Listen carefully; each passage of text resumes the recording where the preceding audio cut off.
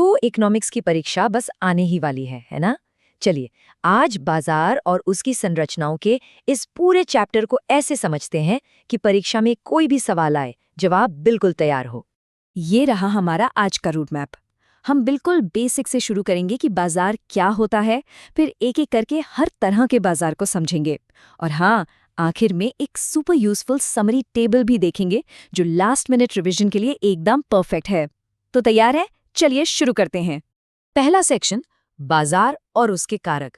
देखिए, किसी भी मुश्किल टॉपिक को समझने का सबसे अच्छा तरीका है कि उसकी नींव को मजबूत कर लिया जाए।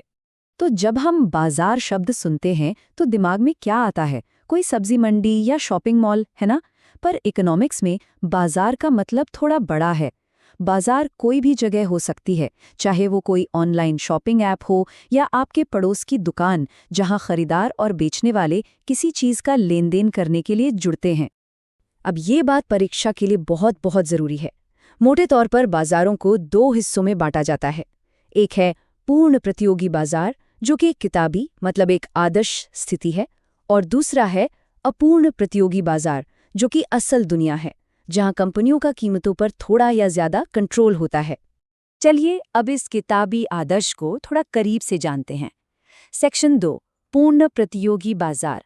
आप इसे एक तरह का बेंचमार्क समझ सकते हैं, जिससे हम बाकी सभी बाजारों को नापते हैं। इस स्लाइड पर दो चीजों पर खास ध्यान दीजिए। बाईं ओर कीमत पर नियंत्रण वाला मीटर 0 पर है, मतलब कोई एक अकेली कंपनी कीमत को बिल्कुल भी नहीं बदल सकती। और दाईं ओर एंट्री के दरवाजे पूरी तरह खुले हैं, यानी कोई भी बिजनेस जब चाहे बाजार में आ सकता है और जब चाहे जा सकता है। तो एग्जाम के लिए ये 4 पॉइंट्स गांठ बांध लीजिए। पहला, खरीदने और बेचने वाले बहुत सारे होते हैं। दूसरा, सभी के प्रोडक्ट बिल्कुल एक जैसे होते हैं, मतलब कोई फर्क नहीं। तीसरा, बाजार में आना जाना एकदम फ्री है। और चौथा और सबसे जरूरी, बेचने वाले प्राइस टेकर होते हैं, प्राइस मेकर नहीं, मतलब उन्हें बाजार की तय की हुई कीमत माननी पड़ती है। इसे समझने का सबसे आसान तरीका है अपनी लोकल सब्जी मंडी के बारे में सोचना। सोचिए, वहां 10 लोग आलू बेच रहे हैं और सबके आलू एक जैसे हैं। अगर एक दुकानदार दाम थोड़ा भी बढ़ाता है तो क्या होगा? आप तुरंत बगल वाले ठेले पर चले जाएंगे, है ना? बस यही है पूर्ण प्रतियोगिता।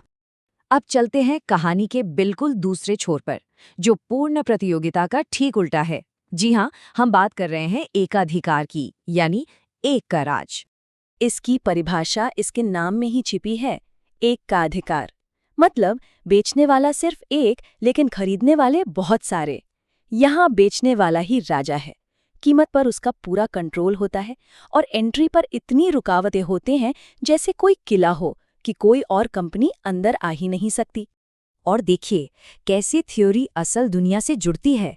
बाएं तरफ है एकाधिकार का ताज, जो कीमत पर पूरे कंट्रोल को दिखाता है, और दाएं तरफ इसका सबसे सटीक उदाहरण भारतीय रेलवे। अगर आपको भारत में ट्रेन से कहीं जाना है तो आपके पास कोई दूसरा ऑप्शन नहीं है। रेलवे जो किराया तय करेगा वो हमें मानना पड़ेगा। चलिए अब एक और मजेदार बाजार को देखते हैं। ये थोड़ा थोड़ा एकाधिकार जैसा है और थोड़ा थोड़ा प्रतियोगिता जैसा। इसे कहते हैं एकाधिकार प्रतियोगिता, या यूं कहें कि ब्रांड्स की असली लड़ाई। तो ये एकाधिकार और प्रतियोगिता का एक मिक्सचर है। यहाँ बेचने वाले तो कई होते हैं और उनके प्रोडक्ट्स भी काफी मिलते जुलते होते हैं, लेकिन हूबहू एक जैसे नहीं। उनका असली हथियार होता है ब्रांडिंग। वो विज्ञापन के जरिए दिखाते हैं कि उनका प्रोडक्ट बाकियों से अलग और बेहतर है। इसी वजह से कीमत पर उनका थोड़ा कंट्रोल भी होता है। इसका सबसे बढ़िया उदाहरण है फास्ट फूड इंडस्ट्री। सोचिए, एक है नॉर्मल बर्गर और दूसरा है किसी बड़े ब्रांड का बर्गर। हैं तो दोनों बर्गर ही, पर लोग ब्रांड के नाम, स्वाद और भरोसे की वजह से ज्यादा पैसे देने को तैयार हो जाते हैं। ये जो प्रोडक्ट्स में थोड़ा थोड़ा फर्क होता है ना, इसी को इकोनॉमिक्स में उत्पाद भिन्नता कहते हैं। ये शब्द परीक्षा में जरूर लिखिएगा। और अब हम आ गए हैं अपने आखिरी मार्केट स्ट्रक्चर पर। यह है अल्पाधिकार, मतलब जब पूरे बाजार पर कुछ गिने चुने बड़े खिलाड़ियों का कब्जा हो। अल्पाधिकार में दो बातें समझना बेहद जरूरी हैं। पहली है पारस्परिक निर्भरता, मतलब कंपनियां एक दूसरे पर बहुत ज्यादा निर्भर करती हैं। इसे एक कार रेस की तरह समझिए। अगर एक ड्राइवर अपनी स्पीड बदलता है तो बाकियों को भी तुरंत रिएक्ट करना पड़ता है। ठीक वैसे ही अगर एक कंपनी दाम घटाती है तो बाकियों को भी मजबूरी में घटाने पड़ते हैं। और दूसरी चीज है सांठगांठ की संभावना, जहां ये कंपनियां मिलकर ग्राहकों के लिए कीमतें तय कर लेती हैं। इसका सबसे अच्छा और ताज़ा उदाहरण है भारत का टेलीकॉम सेक्टर। सोचिए, मार्केट में मुख्य रूप से जियो, एयरटेल और वीआई ही हैं। अगर इनमें से कोई एक भी अपने डेटा प्लान की कीमत बदलता है तो पूरे बाजार में हलचल मच जाती है और बाकी कंपनियों को तुरंत कोई ना कोई कदम उठाना ही पड़ता है। तो हमने चारों बाजार संरचनाओं को एक एक करके समझ लिया है। अब आते हैं उस हिस्से पर जो आपके रिवीजन के लिए रामबाण है, द एग्जाम मैट्रिक्स। यहाँ आपको सब कुछ एक ही जगह पर मिल जाएगा। जरा इस टेबल को ध्यान से देखिए, ये आपकी पूरी पढ़ाई का निचोड़ है।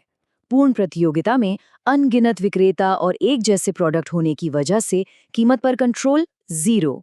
एकाधिकार में एक ही विक्रेता है तो कीमत पर कंट्रोल पूरा। एकाधिकार प्रतियोगिता में ब्रांडिंग की वजह से कीमत पर कंट्रोल थोड़ा बहुत, और अल्पाधिकार में क्योंकि कुछ ही बड़े खिलाड़ी हैं, कीमत पर उनका कंट्रोल बहुत ज्यादा होता है।